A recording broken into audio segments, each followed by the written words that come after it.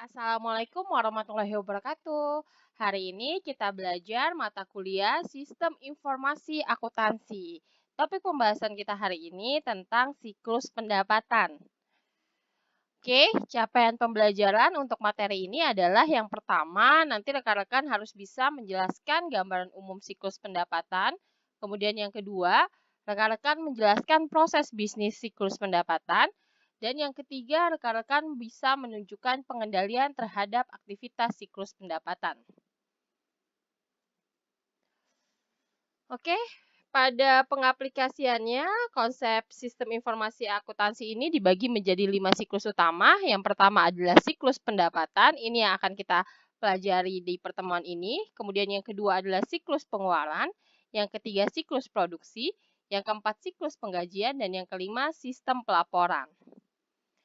Oke, divisi yang berkaitan dengan siklus pendapatan adalah pertama bagian pramuniaga, kemudian yang kedua bagian kasir, dan yang ketiga adalah bagian penyerahan barang.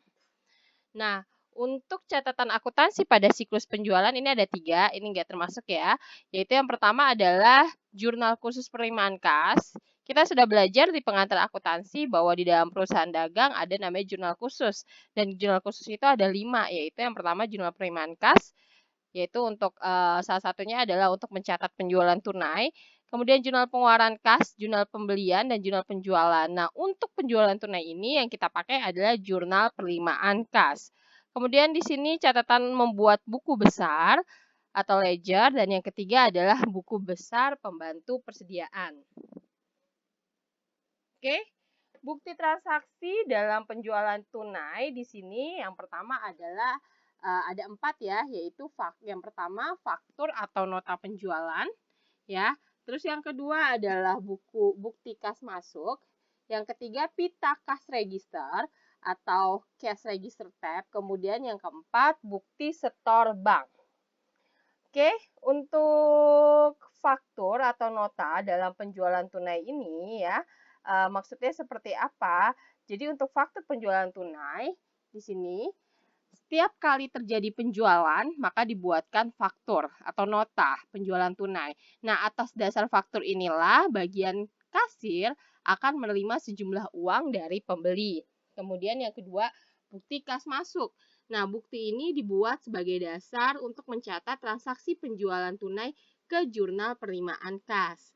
Nah, tidaklah praktis untuk membukukan tiap faktur ke jurnal penerimaan kas, mengingat dalam 2 jam saja mungkin terjadi transaksi penjualan tunai puluhan, bahkan bisa sampai ratusan kali. Nah, oleh karena itu, agar lebih praktis secara periodik, yaitu setiap beberapa jam sekali atau mungkin setiap hari, faktur penjualan tunai dikumpulkan, kemudian dibuatkan bukti kas masuk. Nah, jadi setiap bukti kas masuk dilampiri beberapa lembar faktur atau nota penjualan tunai. Berikutnya adalah pita kas register. Nah, apa yang dimaksud pita kas register ini? Pita kas register ini adalah mesin kas register yang selalu dilengkapi dengan pita penjumlahan atau di pita di sini untuk bisa merekam ya. Jadi selain pita yang biasa diserahkan kepada pembeli setelah pembeli membayar, ya struknya itu, di dalam mesin masih terdapat pita lain yang mencetak penerimaan kas pada hari ini atau pada transaksi ini. Nah, dengan begitu akhirnya adanya pengawasan ya. Jadi mekanisme pengawasan dan penggunaan kas register pada umumnya sebagai berikut. Yang pertama adalah pada saat toko mau buka, itu alat penghitung pada kas register saldo dinolkan dulu. Kemudian mesin kemudian dikunci atau di password dan kuncinya dipegang oleh pengawas.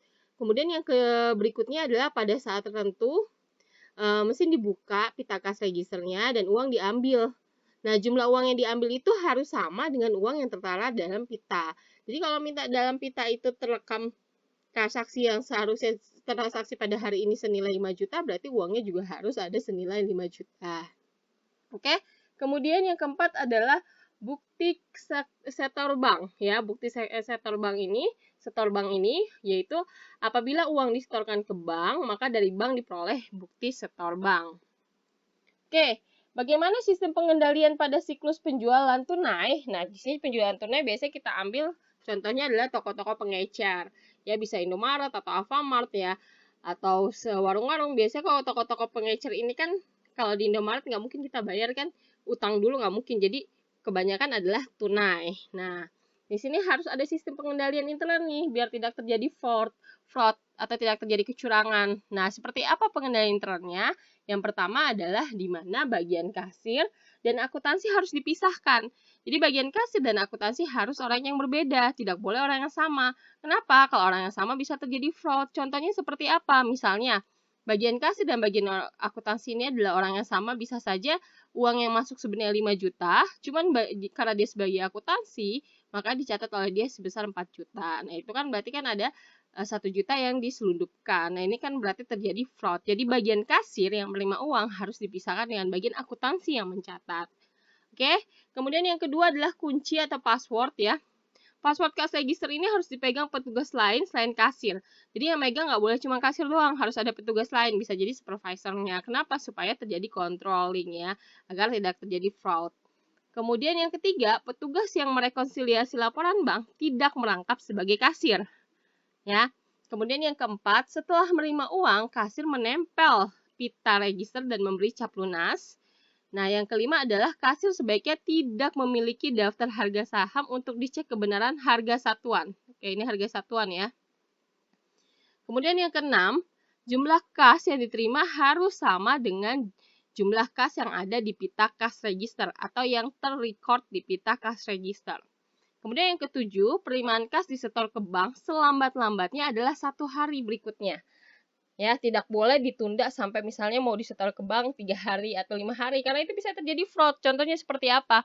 Bisa jadi yang pertama adalah kalau misalnya kita punya usaha, terus uangnya itu disetornya di pending seminggu lagi, bisa jadi uang itu dipakai dulu oleh si karyawan. Nah, itu kan nggak boleh gitu.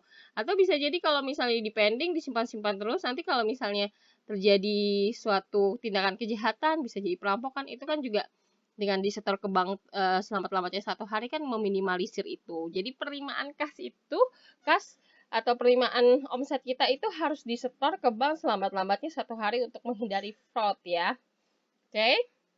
Nah, nanti saya akan menjelaskan tentang bagan alir arus dokumen. Nah, berikut contoh yang menggambarkan kondisi terjadinya bagan alir arus dokumen pada suatu toko. Oke, sebelum membaca bagan alir, kita harus bisa mengetahui simbol-simbolnya itu artinya apa. Jadi simbol-simbol dalam flowchart kita harus paham. Yang pertama adalah tanda off connection, itu digunakan untuk penghubung halaman yang berbeda. Terus tanda on connection itu digunakan untuk penghubung dalam satu halaman. Nah, manual operation ini yang bentuknya seperti trapesium kebalik, ini digunakan untuk kegiatan yang dilakukan secara manual, ya. Kalau yang tandanya elips seperti ini, terminator, itu digunakan untuk tempat yang mengawali dan mengakhiri suatu sistem. Multi dokumen, ya kayak kertas-kertas ini banyak ya, ini digunakan untuk menggambarkan berbagai jenis dokumen dilaksanakan dalam satu paket. Sedangkan yang ini, yang hanya satu, kayak satu kertas itu, kertas robekan, ini artinya dokumen. Itu formulir yang digunakan untuk merekam data transaksi yang terjadi.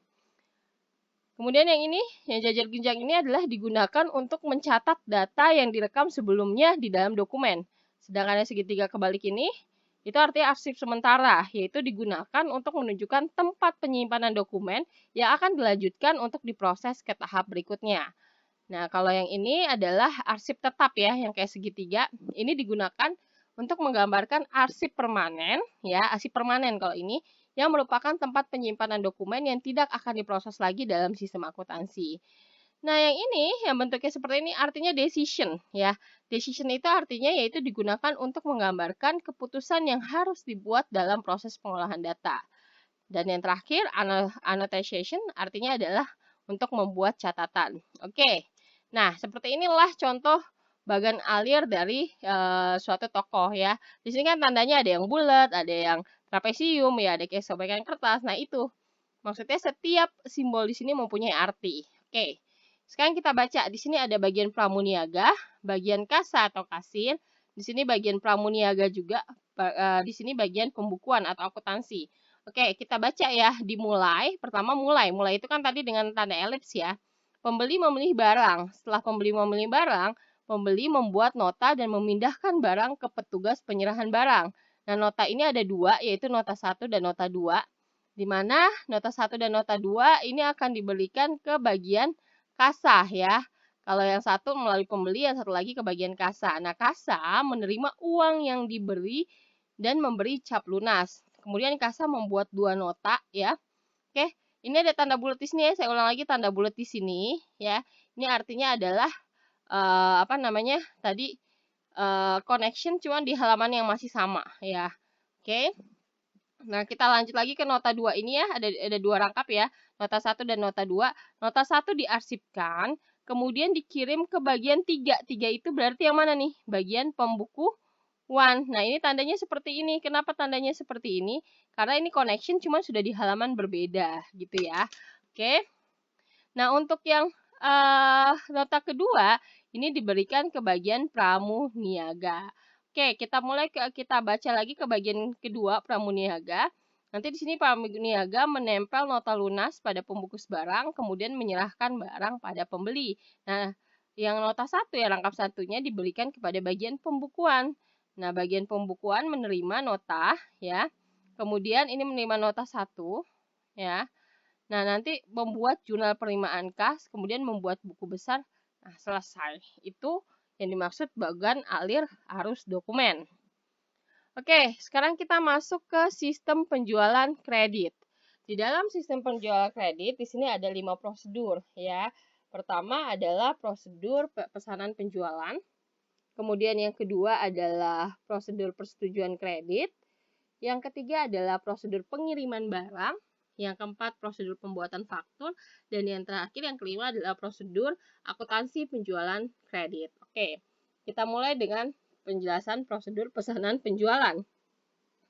Untuk prosedur pesanan penjualan ini, pada perusahaan yang masih relatif kecil, biasanya fungsi pesanan penjualan dan fungsi pembuat faktur itu dirangkap. Biasanya kalau masih kecil itu, si prosedur pesanan penjualan sama pembuat faktur itu dirangkap untuk perusahaan yang masih terbilang kecil. Nah,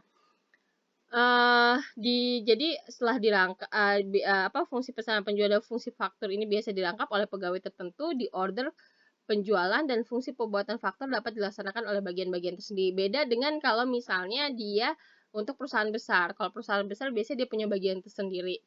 Nah, bagian pesanan atau order penjualan ini umumnya bertugas yang pertama adalah melengkapi mengenai pesanan penjualan pelanggan. Kemudian yang kedua, menentukan tanggal pengiriman, kemudian rute pengiriman, alat transportasi yang digunakan, dari gedung mana barang harus dikirim, dan lain-lain. Nah, bagian faktur bertugas membuat dan mengirimkan faktur kepada pembeli. Kemudian yang kedua adalah prosedur penjualan kredit. Kalau pada perusahaan yang menjual barang secara kredit, ya, maka persetujuan kredit ini menjadi sangat penting. Karena kenapa? Keliru di dalam kebijakan pembelian kredit, misalnya kita keliru membeli kebijakan dalam pembelian kredit, itu dapat berakibat adanya piutang yang tidak dapat ditagih dalam jumlah besar. Nanti bisa rugi perusahaannya. Nah, pada perusahaan yang masih kecil, biasanya bagian persetujuan kredit ini dapat dilaksanakan oleh bagian keuangan. Ya, dirangkap biasanya oleh bagian keuangan atau bagian akuntansi. Nah, pada perusahaan yang sudah besar, mungkin harus dibentuk bagian tersendiri. Nah, untuk bagian pembelian kredit kepada pelanggan lama biasanya diadakan penelaan, ditelah dulu ya status kredit si pelanggan ini ya, dengan melihat kartu pembantu piutang langganan yang hendak memberi secara kredit. Nah, dengan mempelajari kartu piutang pelanggan tersebut dapat diketahui kredibilitas pelanggan yang bersangkutan. Oke, kemudian yang ketiga adalah prosedur pengiriman barang. Nah, untuk prosedur pengiriman barang di sini pada perusahaan yang relatif kecil, kadang fungsi ini dirangkap oleh bagian gudang, ya. Jadi ini kadang dirangkap oleh bagian gudang untuk perusahaan yang kecil, ya. Nah, pada perusahaan yang besar ya sebaiknya ditangani bagian tersendiri. Nah, tugas bagian pengiriman adalah mengupayakan pengiriman secepat mungkin dengan biaya serendah mungkin. Kemudian yang keempat adalah prosedur pembuatan faktur. Nah, pada perusahaan yang masih kecil, fungsi ini juga dirangkap oleh bagian pesanan penjualan ya. Hal ini juga berlaku pada perusahaan besar yang mengoperasikan prosedur pra-penagihan lengkap. Nah, pada perusahaan besar, fungsi ini dapat ditangani oleh petugas sendiri juga. Bagian ini bertugas membuat faktur dan mengirimkan kepada pembeli. Yang terakhir yaitu prosedur akuntansi penjualan kredit. Jadi di sini kita membuat pencatatan untuk penjualan kredit seperti apa. Oke, nah di sini dijelaskan lagi bahwa catatan akuntansi pada penjualan kredit. Nah, catatan akuntansi yang digunakan dalam sistem penjualan kredit ini berhubungan dengan dua metode akuntansi persediaan ya. Jadi di dalam akuntansi persediaan ini ada dua metode, yaitu metode perpetual dan metode periodik atau fisik. Nah, apa itu metode perpetual? Nah, di sini dijelaskan bahwa bila perusahaan menyelenggarakan akuntansi persediaan secara perpetual, maka di situ harus ada buku jurnal penjualan. Harus ada rekening buku besar, piutang dagang, penjualan, retul, dan potongan. Kemudian harus ada penjualan dan harga pokok penjualan. Dan harus ada rekening pembantu piutang pada tiap pelanggan dan ada rekening pembantu persediaan untuk persediaan jenis barang. Nah, berbeda dengan perusahaan yang misalnya menyelenggarakan secara periodik atau fisik ya. Kalau secara periodik atau fisik itu nggak ada HPP nih, yang ini nggak ada nih. Dia cuma ada buku jurnal penjualan, juga nggak ada persediaan ya. Jadi cuma ada buku jurnal penjualan, rekening buku besar piutang dagang, penjualan, retur penjualan, potongan tunai penjualan, biaya angkut penjualan, rekening pembantu piutang pada tiap-tiap pelanggan. Nah, di sini tolong diperhatikan ya, catatan di sini ya. Nah, pada umumnya metode perpetual ini dipilih bila jenis persediaan relatif sedikit dengan nilai barang yang relatif tinggi. Nah, perusahaan yang mengoperasikan metode perpetual misalnya adalah dealer mobil, dealer jam tangan mewah, dan sebagainya. Sementara itu, pada jenis barang yang diperdagangkan banyak nilai satuannya juga relatif kecil, jadi yang diperdagangkan banyak dan nilainya kecil, maka biasanya digunakan adalah metode periodik atau fisik. Nah, perusahaan yang biasanya menggunakan metode fisik ini adalah toko-toko kelontong. Jenis barang pada toko kelontong dapat mencapai ribuan jenis, sementara harganya relatif kecil. Jadi kalau perpetual itu biasanya untuk persediaan yang relatif sedikit tapi harganya mahal, sedangkan untuk fisik itu untuk perusahaan yang dia banyak ya persediaannya tapi harganya tidak mahal atau yang harganya yang kecil ya. Oke. Nah, bukti transaksi yang digunakan pada penjualan kredit itu apa saja? Ada bukti transaksi pesanan penjualan, perintah pengiriman barang, dan faktur penjualan. Nah, pesanan penjualan di sini, nah dokumen ini dibuat beberapa rangkap nanti ya. Biasa pesanan penjualan itu dibuat beberapa rangkap dan nanti berfungsi pula sebagai lembaran otorisasi penjualan kredit. Nah, informasi pada dokumen ini, dokumen pesanan penjualan ini, umumnya terdiri dari identitas perusahaan penjual, identitas pembeli, nomor dan tanggal pesanan yang dibuat pelanggan. Nomor dan tanggal pesanan penjualan, jenis barang yang dipesan, kuantitas, dan satuan jumlah harga keseluruhan. Kemudian kalau yang kedua, perintah pengiriman barang, ya bukti transaksi perintah pengiriman barang. Nah, informasi yang pada dokumen ini hampir sama dengan informasi pada surat pesanan penjualan, kecuali harga satuan dan jumlah harga. Yang ketiga adalah faktur atau penjualan. Di sini informasi pada dokumen ini sama dengan informasi pada surat pesanan penjualan. Oleh karena itu terdapat kombinasi faktur dan pesanan penjualan karena ada kombinasi antara faktur dan pesanan penjualan ya. Oke, bagaimana untuk aspek pengendalian internal pada sistem penjualan kredit? Yang pertama adalah di sini bisa diperhatikan ya. Yang di sini bagian atau petugas yang menyimpan barang itu harus dipisahkan dengan bagian petugas pencatatan. Jadi yang menyimpan barang ya, itu harus dipisah dengan yang mencatat. Kenapa? Karena bila petugas menyimpan barang merangkap sebagai pembukuan, ada kemungkinan menerima barang 1000 ton tapi yang dicatat cuma 800 ton. Nah, itu kan bisa terjadi fraud. Nah, bagian gudang juga mencatat mutasi barang di dalam kartu gudang. Selain itu, mutasi persediaan juga dicatat di bagian akuntansi di kartu persediaan.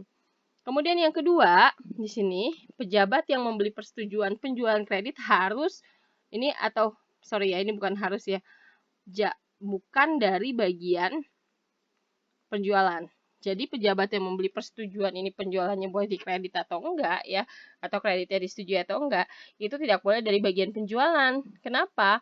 Karena bila bagian penjualan memberi persetujuan kredit, maka ada kemungkinan kurang kehati-hatian dalam memberikan kredit, mengingat bagian penjual ini kan sering dihadapkan pada target penjualan sejumlah tertentu gitu.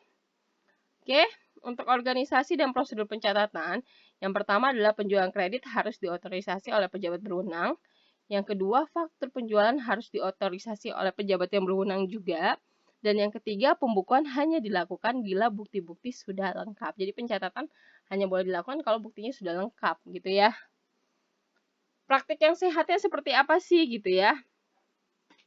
Praktik yang sehatnya adalah pertama, surat pesanan penjualan atau faktur sebaiknya dibuat bernomor urut tercetak.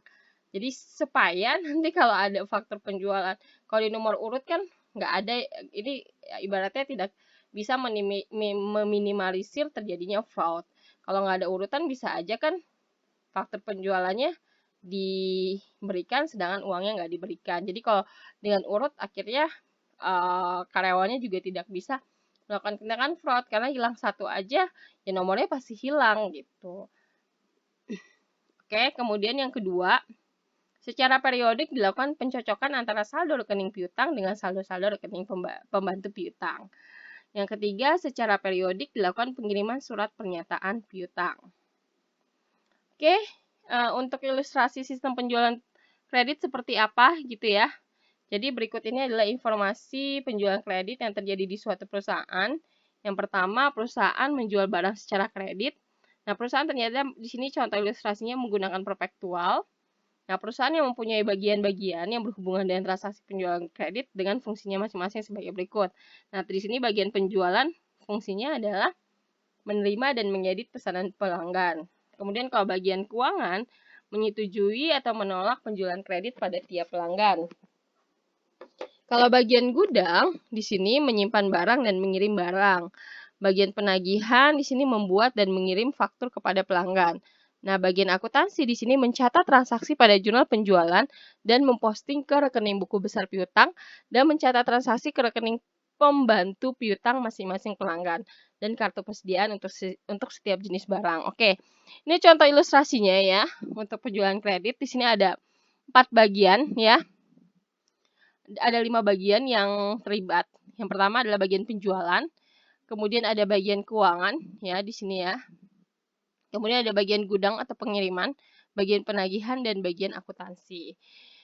Jadi yang pertama untuk bagian penjualan ini, yang pertama adalah menerima pesanan dari calon pembeli, kemudian membuat pesanan penjualan rangkap 4. Jadi buat pesanan rangkap 4 ini ya, faktur pesanan penjualan rangkap 4. Jadi buatnya rangkap 4 untuk bagian penjualan. Kemudian meminta persetujuan penjualan kredit kepada bagian keuangan. Nah, yang ketiga, mengirim pesanan penjualan lembar pertama dan lembar kedua ke bagian gudang dan pengiriman. Jadi ada 4 lembar. Terus di sini bagian pertama dan kedua diberikan ke bagian gudang dan lembar ketiga di bagian penagihan. Ya, kemudian yang keempat adalah mengarsipkan pesanan penjualan lembar keempat. Kemudian bagian gudang ya atau bagian pengiriman di sini atas dasar pesanan penjualan yang diterima dari bagian penjualan. Bagian ini membungkus barang dan menempelkan lembar kedua pesanan penjualan pada bungkusan barang. Kemudian yang kedua, barang dikirimkan kepada pembeli. Pembeli diminta menandatangani pesanan penjualan lembar pertama bila sudah menerima barang. Kemudian yang ketiga, mempersiapkan pesanan penjualan lembar kedua yang sudah ditangani oleh penerima barang. Kemudian bagian penagihan. Nah, bagian penagihan di sini atas tembusan pesanan penjualan, bagian ini membuat faktur rangkap 2. Lembar pertama dikirim kepada pembeli, kemudian lembar kedua dilampiri pesanan penjualan dikirim ke bagian akuntansi. Kemudian bagian akuntansi di sini yang dilakukan adalah pertama, atas dasar bukti transaksi berupa pesanan penjualan dan faktur, pemegang buku jurnal membukukan ke dalam jurnal penjualan. Ya, kenapa ke jurnal penjualan? Karena jurnal khusus penjualan ini untuk transaksi penjualan secara kredit. Dan secara periodik membukukan ke rekening buku besar. Kemudian yang kedua, atas dasar dokumen yang sama, pemegang kartu piutang dan persediaan membukukan ke kartu masing-masing. Kemudian yang ketiga, bukti-bukti kemudian diarsip. Oke, ini adalah data flow DVD ya, DVD biasanya. DVD itu singkatan dari data flow diagram siklus penjualan. Maksudnya apa data flow diagram ini? DVD ini merupakan sebuah gambaran grafis ya yang menggambarkan serta memperlihatkan aliran data. Jadi aliran data. Kalau tadi aliran dokumen nih, kalau ini aliran data. Dari sumbernya dalam suatu objek, kemudian ditransformasikan ke tujuan lain dalam objek lain. Nah, di sini kan ada tanda-tanda ya. Nah, di sini artinya simbol-simbolnya. Kalau bentuknya seperti ini, artinya adalah entitas luar atau dari bagian eksternal. Kalau bentuknya bulat dan seperti ini, artinya proses. Tanda panah seperti ini, artinya aliran data atau data flow. Nah, yang tanda seperti ini artinya adalah simpan data. Oke. Di sini ada DVD dari siklus penjualan. Nih, pelanggan bagian eksternal. Jadi kita kasih tanda petak seperti ini. Oke, dimulai dari pelanggan. Pelanggan di sini mengambil pesanan pelanggan, ya. Nah, pelanggan ini dia mau kredit ya, maka permintaan kredit dikirimkan, ya. Permintaan kredit dikirimkan, diperiksa kreditnya. Apabila kreditnya disetujui, kembali lagi ke ambil pesanan. Nanti di sini informasi penjualan diteruskan ya, kan ternyata kreditnya disetujui. Berarti kan bisa beli ya. Nah, ini setelah itu informasi penjualan ini diteruskan di bagian informasi penjualan ya, ke bagian penagihan, informasi penjualan ini. Kemudian diteruskan lagi ke bagian barang dan gudang nanti untuk dikirim. Kemudian diteruskan ke bagian kirim barang ya. Nanti bagian kirim barang ini ada dua nih dia kerjanya, yaitu kirim barang ke pelanggan lagi yang ini. Kemudian dia informasi pengiriman ke bagian penagihan. Nah, dia informasikan pengiriman ke bagian penagihan. Nah, bagian penagihan ini setelah mendapat informasi pengiriman, dia juga melakukan penagihan kepada pelanggan ya, karena pelanggannya kan kredit ya. Selain melakukan penagihan kepada pelanggan, dia memberikan informasi persediaan juga ke bagian persediaan, kemudian memberikan informasi pelanggan ke bagian piutang dagang. Nah, kemudian membuat rangkuman penjualan ke bagian buku besar. Nah, bagian tagih pelanggan ini juga membuat jurnal penjualan ya. Nah, dari sini akhirnya dibuatlah memperbaharui piutang dagang. Karena kenapa? Karena pelanggan tersebut kan punya utang ya, dan dimasukkan ke dalam akun pelanggan. Begitu juga dengan yang persediaan. Ya, persediaannya berkurang, kemudian direkam ke record persediaan, disimpan data ke record persediaan. Setelah itu, rangkuman data piutang ini dimasukkan ke buku besar.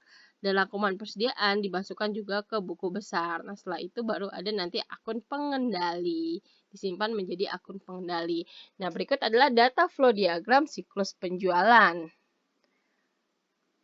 Oke, sekian pertemuan kita. Terima kasih. Don't forget subscribe, like, and share. Wassalamualaikum warahmatullahi wabarakatuh.